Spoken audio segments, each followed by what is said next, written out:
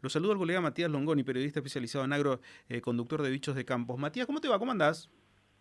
Buen día, todo muy bien por suerte, Bueno, disfrutando un lindo domingo. sí, hermosa jornada por acá, por Corrientes también. Cuéntame un poco cómo ve el sector del campo estos primeros meses del gobierno de Milei. Con contradicciones, eh, porque por un lado Milei representa lo nuevo y lo antagónico a lo que venía haciendo, que claramente era un gobierno, el kirchnerista, un periodo largo de la historia argentina donde hubo colisiones constantes y permanentes y agresiones y sobre todo la persistencia de una elevadísima presión fiscal sobre el sector y entonces Milei es básicamente para muchos productores la ilusión de terminar con todo aquello. Pero al mismo tiempo, digamos, se ha ido desgajando esa ilusión de a poquito, porque bueno, con el correr de los meses ninguna de las promesas de campaña que había hecho Milei se están cumpliendo. Por supuesto aquí hay divisiones, hay gente más ansiosa, hay gente más incrédula, hay gente muy crédula Mm. en el sector todavía que confía en Milei, pero finalmente esa gran ilusión que existía en diciembre del año pasado de comenzar a revertir un proceso largo de colisión constante entre el sector público y el sector agropecuario, empezó a desgajarse, como digo bien, de a poco y cada vez más aceleradamente, te diría, porque, bueno, ya han pasado 5 meses y no hay ninguna medida. Cuando digo ninguna, es casi ninguna, porque lo previsible que iba a suceder, incluso con Sergio Massa, si hubiera ganado y hubiera sido Mm. presidente, que era eliminar cupos de exportación, todo eso ya estaba medio decidido en diciembre, no fueron decisiones de este gobierno. Sí, por supuesto ya no hay más interferencias en los mercados agropecuarios, pero las retenciones siguen como estaban, los favores se hacen a otros sectores y se va desplazando el orden de prioridades al sector agropecuario. Se prorrogan algunas medidas que venían de gestiones anteriores, como una insólita que encarece del Banco Central, que fue prorrogada por este gobierno. Según ahora la excusa es que estaba acordado con el fondo, pero que es casi insultante para el sector, porque a los productores que retengan más del 5% de su soja o de su trigo les cobra tasas mucho más elevadas que al resto. Esto es para forzar las ventas, digamos. Hay muchos mecanismos sutiles de mercado que se permanecen a pesar de las promesas.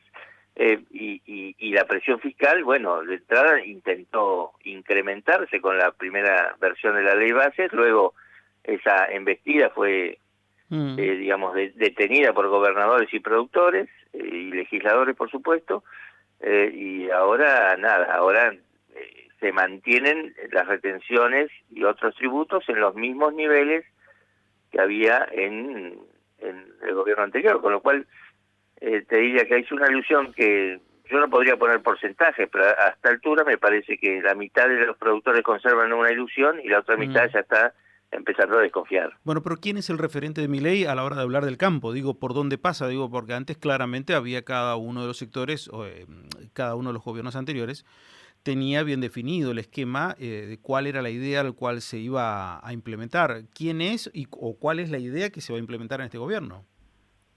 Bueno, claramente esto para los que seguimos atentamente la política agropecuaria, digamos, cotidianamente, el primer interlocutor y la ilusión intacta del campo se expresó en el primer secretario de Bioeconomía o de Agricultura que se designó y que sigue formalmente en el cargo, que es el decano de la Facultad de Agronomía, Fernando Vilela, que Mm. expresaba, era un intelectual del sector que expresaba todo lo que el sector quería, de algún modo, la posibilidad de Sí. exportar sin impuestos, de agregar valor. Todos los discursos productivistas que son tan cotidianos en el sector se resumían en la figura de Vilela.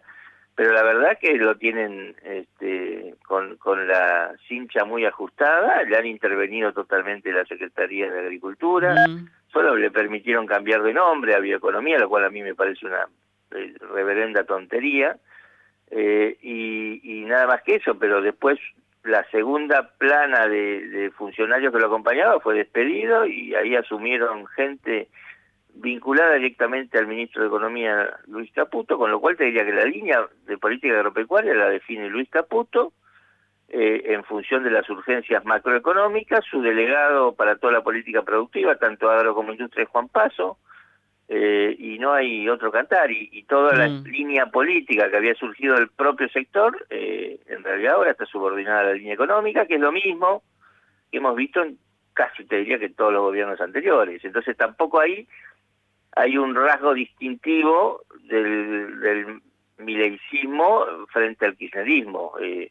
Es una subordinación de la política productiva a las necesidades de caja del fisco, y entonces siempre va el agro a cola de espera, esperando, digamos, que haya sí. condiciones objetivas para bajar la presión fiscal, pero todo termina siendo una promesa, y entonces que en los hechos no hay nada concluyente todavía, ¿no? Y la otra pregunta básica y elemental es decir, ¿el campo está a favor de liberar todo y que quede todo a expensas del mercado?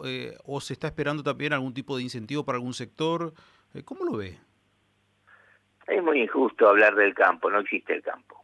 Eh, Mm, hay múltiples actividades que conviven en ese genérico sí, tan amplio, y entonces tenés de todo. Tenés gente que está de acuerdo en liberar todo, en general son los que producen granos y a precios dolarizados y tienen mercados de referencia en Chicago y ya trabajan en términos de commodity, los mejores acomodados en estos negocios, pero también están las actividades que transforman esos granos en leche, en carne, en pollo, en cerdo, que por supuesto viven, ojo, no me hablas de las importaciones de porrazo porque me inunda la carne de Brasil. Ojo, no me bajes, no me elimines retenciones al maíz de inmediato porque me encarecen los costos y entonces eso se traslada a precios. Digo, está muy lleno de contradicciones. En general, la línea dominante, que es la más pampeana, está de acuerdo con una liberalización muy acelerada de la economía, pero insisto, es la economía dominante. Después tenés muchas economías sí. regionales que piden clemencia porque necesitan de algún marco de contención de la política pública. Entonces es Ujú. contradictorio, te diría que va ganando claramente la impronta, la economía más pampeana y más comoditizada, pero hay muchos sectores que están viviendo fuertes crisis. La lechería, por ejemplo, se siguen cerrando tambos. La ganadería ya está corriendo de atrás los precios de la inflación, con lo cual empieza esa buena recuperación de los precios ganaderos, ya está en duda y ya están empezando digamos, a preocuparse. Mm, Y nada, incluso los propios granos están en contrariedades porque toda esta liberalización implicó fuerte aumento de costo en dólares, y esto se nota mucho ahora en las intenciones de siembra del trigo, donde los números están muy finitos, en mm, parte porque bajaron un poquito los precios internacionales, pero sobre todo porque han subido los costos en dólares.